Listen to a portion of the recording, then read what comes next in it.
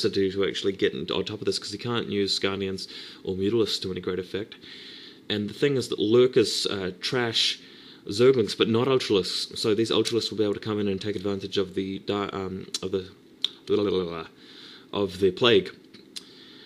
Wow, so those Ultralisks doing a lot of damage, and it's going to be very hard at this point in time for Ptak to get rid of them. I think if Ptak had actually built his own Defilers and had his own lot of Plague, then that would be excellent, because he could actually plague the Ultralisks, and that would make it really easy to take them out with the Hydralisks. And he would have been able to do it. But again, he'd lost his tech, so I think one very important thing I'd like to say about this game, if you take it away, if you take one thing away from this game, let it be this, and that is that if Ptak loses this game, it's not because of his unit selection. I think he did a really great job after that initial point where both players were on the defensive. I think going with an unconventional kind of play is actually a good idea. He didn't lose the game because of his unit selection. He lost the game because of that offensive nydus canal and the fact that he didn't actually end the game after that with the attack on Redeemer's main, and that's why he will have lost this game if he does. I mean, he might still pick it up, but I think that Redeemer has now actually got himself the upper hand. He's got the expansions, he's got the Ultralisks. As you saw, Outer Minerals there, this is the last base for Ptak. So yeah, just remember, guys, that if you're a Zerg player and you're up against other Zerg players and you get to a point in the game where both players are sort of locked into their bases, don't be afraid to use Hydralisks, because as we saw, it's actually a pretty good strategy in certain situations. Obviously, you won't want to go Hydralisk straight away in a game of Zerg versus Zerg. You want to go for Zerglings and Mutalisks by default.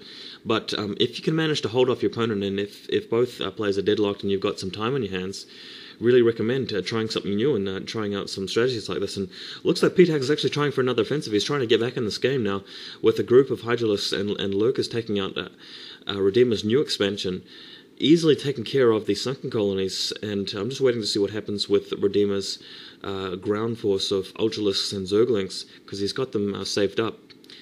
Maybe he's worried about the Lurkers. It's hard to tell, but if every second he delays, there's going to be more drone kills for Ptak, and Ptak is actually doing a great job. Hopefully he snipes that Defiler. And oh my god, now we've got E-units back again, and because Ptak hasn't got his Nydus back at home base, those Mutalisks have actually been able to take out the last spore colony at Ptak's only remaining expansion, and all of those drones are going to be slaughtered by these Mutalisks. So wow, yeah, that does not look good. Redeemer, by the way, has got 2 functional expansions, so he's got the economic lead. He can probably afford to pump out a couple more Ultralisks every so often. He won't be able to get a lot of them, but at least he can afford them relative to what Ptak can afford.